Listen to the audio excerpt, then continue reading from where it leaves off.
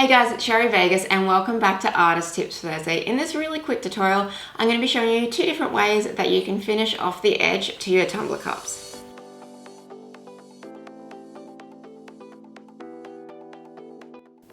So I'm just going to show you two different ways on how you can clean up the edge on your tumbler and finish it off.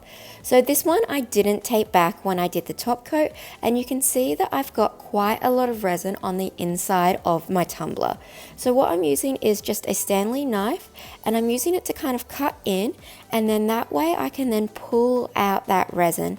Because I haven't prepped the inside of my tumbler, it makes it really easy to pull that resin off, especially because there was a good amount of resin. If I had prepped the inside of the tumbler, like sanding it back like I do on the outside, then the resin would really stick to the inside of the tumbler.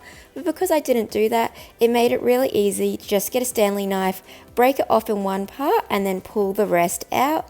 And then I just use my Stanley knife to run it along the edge of the rim, just removing any sharp bits. You could also use a little bit of sandpaper to do this. We just don't want to have any sharp edges to the resin on the rim, just in case you go and drink it directly from the rim instead of putting a lid on it and drinking from that. So that is really simple how to do it. The next one is I've taped it up with just some painter's tape.